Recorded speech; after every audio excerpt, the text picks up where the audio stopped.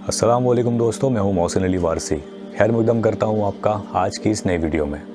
दोस्तों, आपको पता है शाहजहां ने अपने पिता जहांगीर से उनके जीवन काल में ही विद्रोह कर दिया था और खुद को सम्राट घोषित कर दिया था।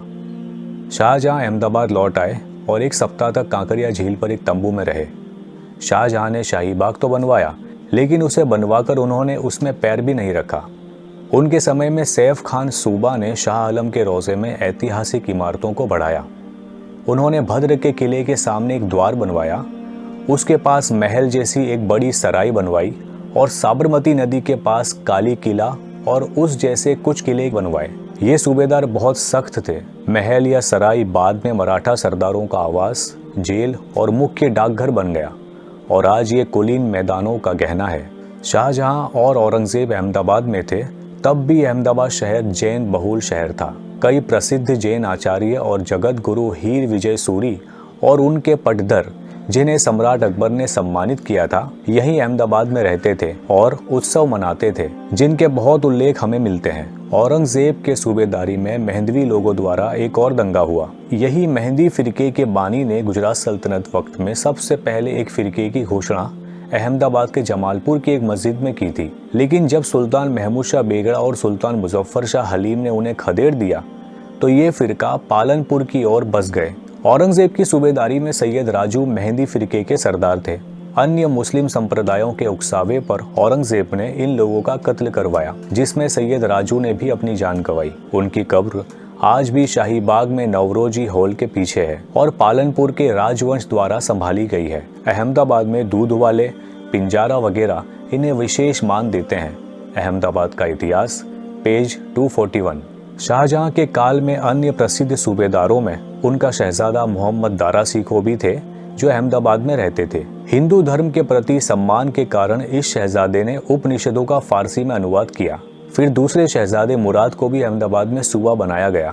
बाद में जब दारा शिकोह को छोड़कर सभी शहजादों ने शाहजहां के खिलाफ विद्रोह कर दिया, तो शहजादा मुराद ने अहमदाबाद में खुद को हिंदुस्तान के सम्राट के रूप में ताज पहनाया। विद्रोह के लिए मुराद ने अहमदाबाद से 50 लाख रुपए इकट्ठे किए और शांतिदास सेठ के बेटे माणिक चंद से जो धन लिया था, उसके बदले में उसने शहर के राजस्व से धन लौटाने का आदेश लिखा। शहजादा मुराद 5 दिसंबर को जनता के सामने दरबार भरकर सिंहासन पर बैठे, लेकिन सिंहासन मिलते ही वो खत्म हो गया। उनका राज्य स्थापित नहीं हो सका और कुछ ही महीनों के भीतर औरंगजेब के आदेश पर उनकी मृत्यु हो गई।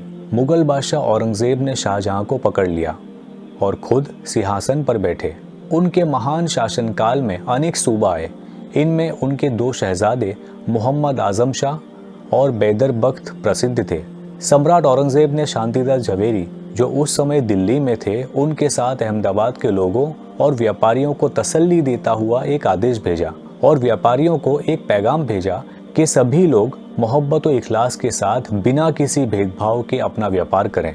मुगल बादशाह औरंगजेब में देश का प्रशासन चलाने और जनसंख्या बढ़ाने के गुण थे। गुजरात उनकी जन्मभूमि होने की वजह से उनका गुजरात के प्रति बहुत स्नेह था। सन 1664 में उन्होंने अहमदाबाद में कुछ बुरे रीति रिवाजों को रोकने के लिए एक फरमान भेजा, जो बहुत दिलचस्प है। इसमें जनता पर लगे कुछ अन्यायपूर्ण करों को हटाने तथा असुविधाओं को दूर करने का आदेश दिया गया था। होली के दौरान दंगा करने, गाली गलौज करने और दुकानें बंद रखने पर प्रतिबंध लगा दिया गया था।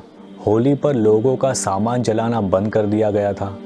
इसके साथ साथ अनाज व्यापारी जो चावल की कीमत एक मुट्ठी बढ़ाकर लेते थे, इसे भी बंद कर दिया गया।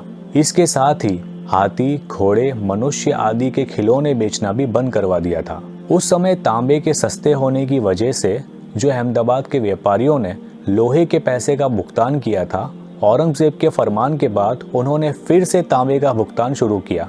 और दोस्तों, इसके साथ एक और बात आपको बताता हूँ।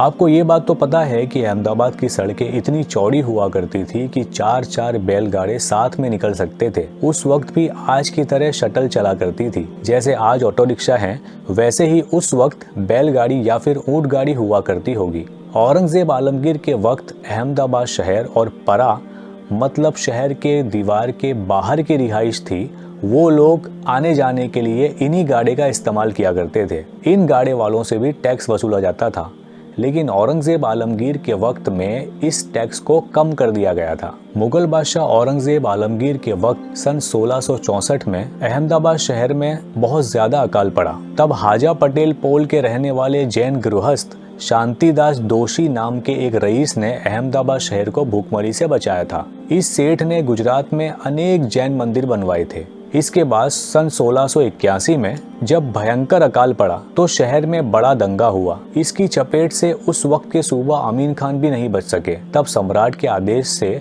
शहर में मार्शल लॉ घोषित कर दिया गया था। इसके बाद सन 1683 में साबरमती नदी में पूर आ गया, जिसके बाद अहमदाबाद शहर के बाहरी दीवार की 2 बार मरम्मत करवाई गई और फिर सन 1684 में एक और बड़ा सूखा पड़ा।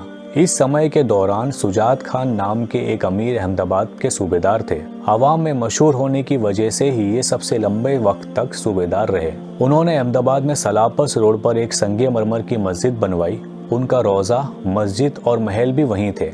ये अहमदाबाद की एकमात्र संगमरमर वाली मस्जिद है। सुजात खान के बाद मुगल शहजादा आजम शाह की सूबेदारी में वीर दुर्गादास राठौड़ भी अहमदाबाद आए थे। चूंकि आजम शाह को पुराना महल पसंद नहीं था, इसलिए उन्होंने शाही बाग के पास रुस्तम बाग में दूसरा महल बनवाया था, लेकिन आज उसकी कोई निशानी बची नहीं है। सन 1707 में मुगल बादशाह औरंगजेब आलमगीर की वफात हो गई और उसी साल बालाजी विश्वनाथ ने गुजरात पर आक्रमण कर दिया।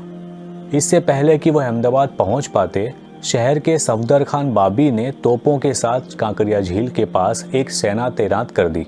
परा में रहने वाले लोग डर के मारे शहर में आ गए। इस लड़ाई में कई लोगों ने अपने बच्चे गंवाए। शाही अमलदारों ने बड़ी रकम देकर मराठों से सुलह कर ली। इस वक्त परा और शहर के गाड़े वालों का और गधा चालकों का रोजगार अच्छा चल पड़ा।